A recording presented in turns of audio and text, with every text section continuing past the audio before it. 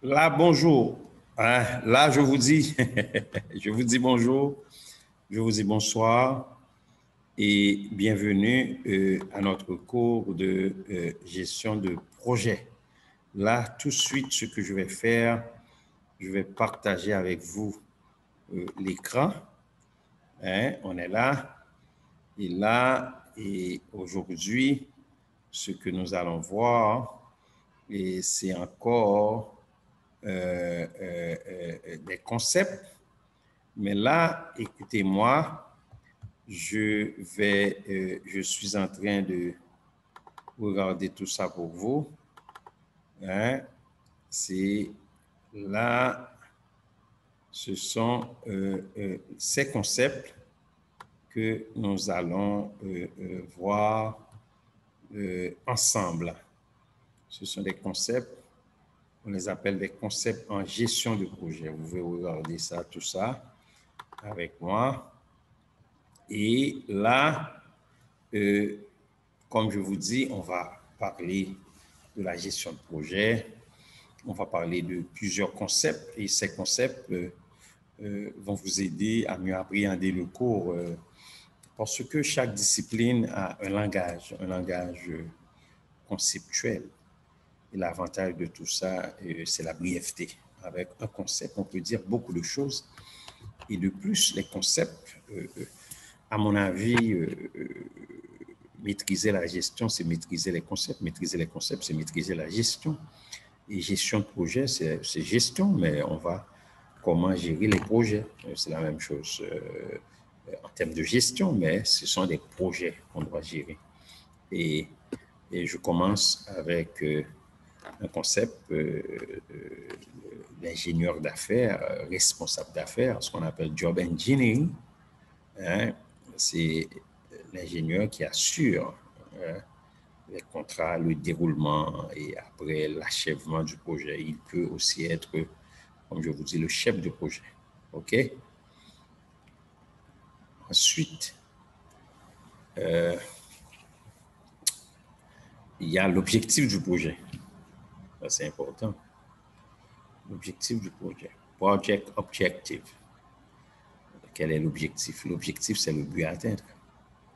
L'objectif du projet, sans même regarder le concept, c'est ce que je veux atteindre. Je veux atteindre un livrable.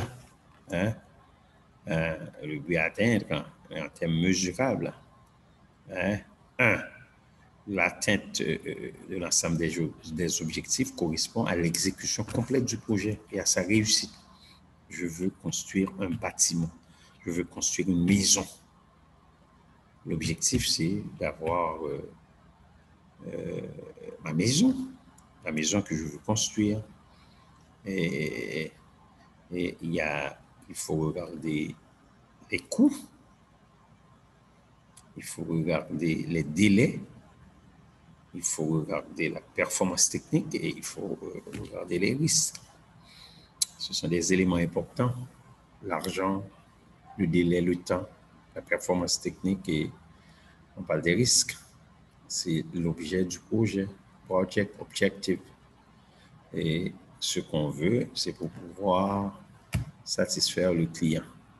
Donc, tout ce qu'on fait, et l'objectif, c'est atteindre le but pour satisfaire le client. Ok, c'est pas pour me satisfaire, hein, parce que le projet n'est pas à moi. Je suis peut-être le chef du projet, mais je ne suis pas le, le, le, le porteur. Je ne suis pas, c'est pas moi, le bénéficiaire aussi. Ok, mais ce que moi je veux atteindre l'objectif pour me satisfaire et en obtenant moi-même l'objectif à atteindre. Oui, c'est de faire un bon projet pour que le client soit satisfait et aussi pour qu'il puisse me payer mes allocations, ce qui est dû à moi. OK? L'objectif doit être SMART. OK? L'objectif doit être spécifique, c'est pour le S.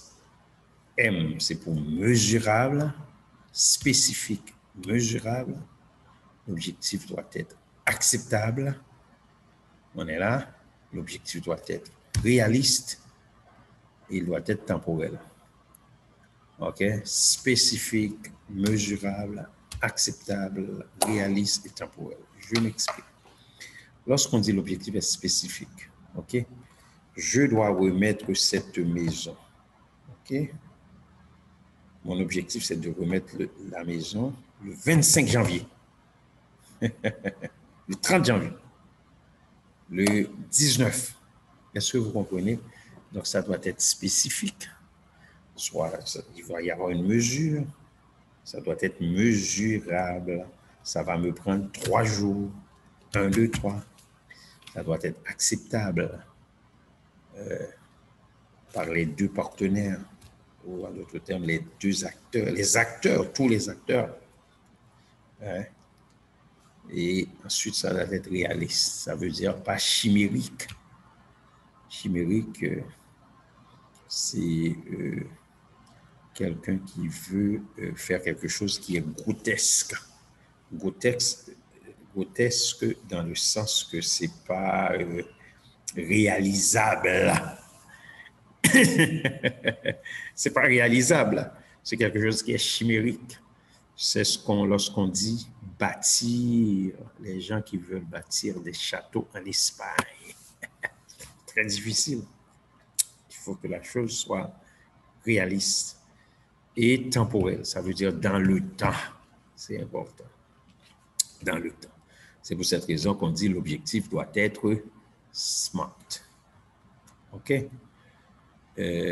L'objectif de qualité, c'est ce qu'on appelle le quality objective. La chose doit être de bonne qualité. Il y a des gens qui pensent, si c'est pas cher, je peux donner n'importe quoi. C'est pas vrai. Le client veut avoir le bon produit ou bien le meilleur produit à meilleur prix. C'est ça. La chose doit être bonne, de bonne qualité. C'est important. Ce qui est recherché ou visé relatif à la qualité. Et la qualité, le ISO, on a vu ISO en éthique, c'est 8000. Pour la qualité, c'est 9000. OK? C'est le standard international. ISO 9000. Les objectifs de qualité sont généralement fondés sur la politique qualité de l'organisme ou de l'organisation ou le standard international. Hein, les objectifs qualité sont généralement spécifiés pour des fonctions et des niveaux pertinents dans l'organisation. OK? L'obligation de moyens. C'est pour cette raison que je mets pour vous le concept en anglais. Regardez, best effort undertaking. Ça veut dire j'ai fait tout ce que je peux. C'est l'obligation de moyens. Par exemple, je travaille pour une entreprise.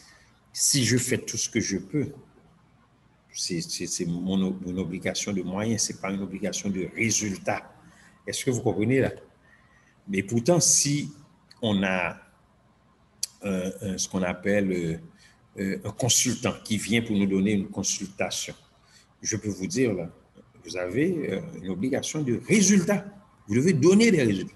Mais moi, je travaille quelque part. Si je fais tout ce que je peux, ça veut dire j'ai mis tous mes efforts en œuvre, ça veut dire c'est cette obligation-là que j'ai. En gestion de projet, et les gens qui travaillent peuvent avoir cette obligation de moyens. OK? D'accord? Et pourtant, on peut demander au chef du projet d'avoir ce qu'on appelle une obligation de résultat. Donc, l'obligation de moyens, c'est une obligation en vertu de laquelle le prestataire est tenu de mettre en œuvre les moyens nécessaires en vue d'atteindre les résultats attendus. OK? Le prestataire, celui qui donne le service, il a mis tous les moyens. Mais attention là, la responsabilité du prestataire ne peut être mise en cause que si le client peut prouver que le prestataire a commis une faute. Donc, il n'a pas utilisé tous les moyens promis. Si j'ai utilisé tous les moyens promis, C'est cette obligation que j'ai, l'obligation de moyens. On est là, ce qui est différent pour l'obligation de résultat. L'obligation de résultat, c'est obligatory result. Obligation of result. Ça veut dire quoi? Ça veut dire que le prestataire est tenu d'atteindre un résultat précis.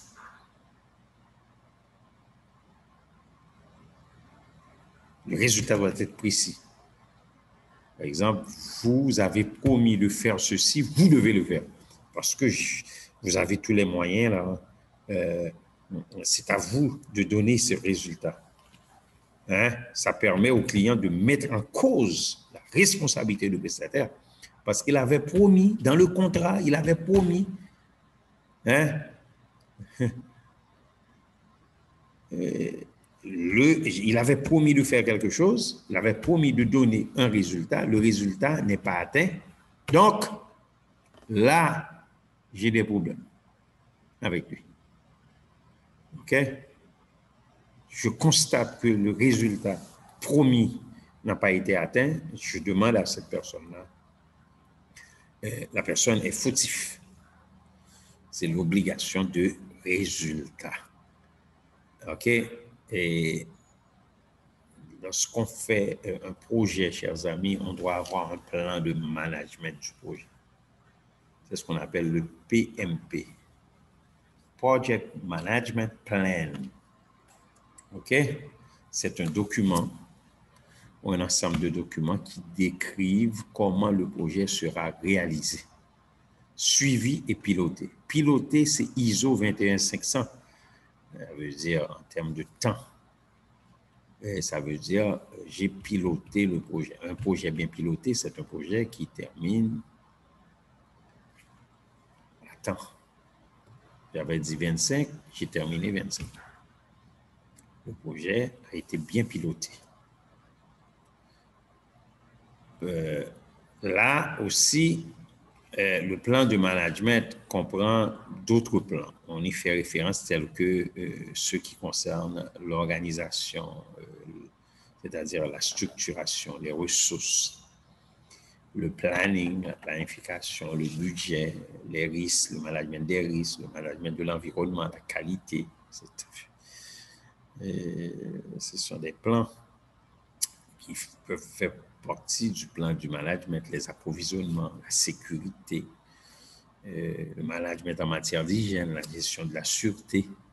OK? Et ce document formalise sous l'autorité du responsable du projet et approuvé par les acteurs du projet. OK? Tous les gens qui y font partie. Ouais. Un plan management peut être synthétisé ou bien synthétique ou détaillé. Hein, mais ça doit être communicable à des tierces. OK? Donc, il est aussi appelé plan directeur de projet, au plan de développement de projet, au plan d'exécution de projet, au plan stratégique de projet, au manuel de projet. C'est le plan de management de projet. OK? Même chose que plan directeur, plan de développement, plan d'exécution, plan stratégique ou manuel de projet. C'est le PMP, hein, plan de management de projet. Ça va pour tout le monde? Ne pas confondre avec le plan de déroulement, qui n'est pas, parce que le plan de management est beaucoup plus complet, hein, plus global. OK? Le plan de projet, maintenant, hein, c'est un document de référence. On informe l'ensemble des parties prenantes sur les orientations générales. OK? En termes des objectifs, performance technique, le coût, le délai, les risques. OK? C'est l'un des documents de référence pour le pilotage d'un projet. Il est un support permanent. On regarde à ce document parce que c'est le plan de projet, des documents de référence.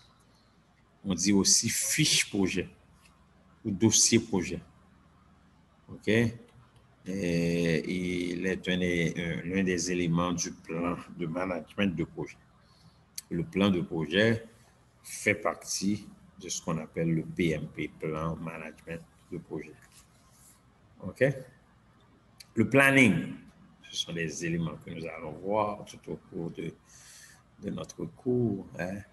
Le planning, schedule, date des événements. On va faire un planning, on va mettre des dates. Là, c'est le principal outil support du projet de management des délais. Donc, en termes de, pour gérer le temps, il doit y avoir un planning. Ça se fait tel jour, telle date. La forme du planning doit s'adapter au message. Hein? Quels sont les messages à transmettre et les décisions à prendre. Je fais ceci le 25. On est là. Et là, et notamment ce que vous allez retrouver, l'enchaînement logique des tâches, les jalons, les durées, les ressources. Je vais faire ceci ou quand je vais faire cela. OK? En fonction de telle date. Les ressources que je vais mettre en application. On dit aussi planning-gram. Planning-gram. C'est l'échéancier du projet ou chronogramme. Les chronogrammes, on parle de chronogramme d'activité. Il y a des gens qui appellent ça comme ça, mais on dit planning, le schedule. Et on distingue différents types de planning. Il y a le planning par phase, planning préliminaire, conceptual schedule. C'est par phase. Il y a le planning d'offre, proposal schedule. Il y a le planning résumé, summary schedule. Il y a le planning prévisionnel, forecast schedule. Il y a le planning conforme à l'exécution as-built schedule. Hein? On est là. Donc, ce sont les différents types de planning. Planning par phase, c'est-à-dire c'est un planning préliminaire, c'est pas global. Planning d'offre, c'est ce qu'on appelle conceptual schedule. Planning d'offre, proposal schedule, planning résumé, summary schedule, planning prévisionnel, forecast schedule, planning conforme à l'exécution as-built schedule. Et planning par niveau, c'est un planning directeur. Hein? Chaque niveau, master schedule. Planning des études, engineering schedule, planning d'approvisionnement, ce qu'on appelle procurement and delivery schedule, hein? Planning de réalisation, intermediate construction schedule, planning de montage, electrical, mechanical schedule, erection schedule, planning détaillé, detail schedule. OK? D'accord? Donc, planning par thème, c'est le manpower schedule, planning de rattrapage, recovery schedule. On est là. Planning historique, historical schedule ou as performed schedule, s'appuyant sur le déroulement réel du projet. OK? Et il y a les plannings par métier, par site, etc. Le portefeuille de projet. Hein? Dans l'introduction, je vous ai parlé. Portefeuille, c'est comme si j'ai un portefeuille, il y a plusieurs cartes à l'intérieur de mon portefeuille. C'est l'ensemble des projets, hein, volontaires et faisant l'objet d'arbitrage. Ça veut dire que je peux choisir à l'intérieur ou je peux gérer plusieurs projets à la fois. Si je gère un projet, c'est le projet, c'est le management du projet. Si je gère plusieurs projets à la fois, plusieurs projets parallèles, c'est portefeuille de projet. Si je un projet qui est relié à un autre projet, c'est le programme. On a vu tout ça. Hein? Le projet et programme en cours et ceux qui sont en attente de lancement. Un portefeuille de projet est constitué par tous les projets et programmes en cours. La gestion du portefeuille, ça permet de prioriser les différents projets, mais en fonction des objectifs stratégiques de l'organisme ou de l'organisation. OK? dans certaines organisations ou certains organismes, la gestion du projet ou de projet est assurée par le bureau des projets. OK? Et donc, ça contribue parce que vu que j'ai des portefeuilles, c'est un portefeuille de projet, je peux utiliser mes ressources en fonction de mes besoins. Hein? Et le livrable, hein? C'est l'objectif, je veux avoir ça. C'est le livrable, c'est le résultat vérifiable ou mesurable qui doit être produit et validé au cours, et pendant et à la fin du projet. Ça c'est nécessaire à la poursuite ou à l'achèvement du projet. OK? C'est ce qu'on veut, le livrable, ce qu'on veut, le résultat qu'on veut. Hein? Ça peut être des équipements, des documents, des plans, hein? La formation, l'assistance, par exemple, le livrable final est le produit du projet. Le livrable final est un engagement collectif sur un objectif, ce qu'on veut atteindre, hein, qui est concret, mesurable en termes de qualité, de coût et de délai. Hein, qualité, coût, délai. Qualité, coût, délai. 3 éléments importants. Il y a les risques aussi, hein, encourus. Achèvement de projet, c'est ce qu'on appelle le project close-out. C'est l'achèvement. Le projet est terminé. Cela implique que toutes les actions liées au projet ou à la commande soient également terminées. Réception de l'ouvrage, c'est la recette. Formalité administrative, archivage pour les projets futurs, hein, parce que c'est l'expérience, c'est un fil conducteur. Ce qu'on a fait, on laisse pour le futur. Relation avec les fournisseurs, reconnaissance du travail effectué par les équipiers. OK? Ensuite, on fait une réunion de clôture de projet. Closure meeting. OK?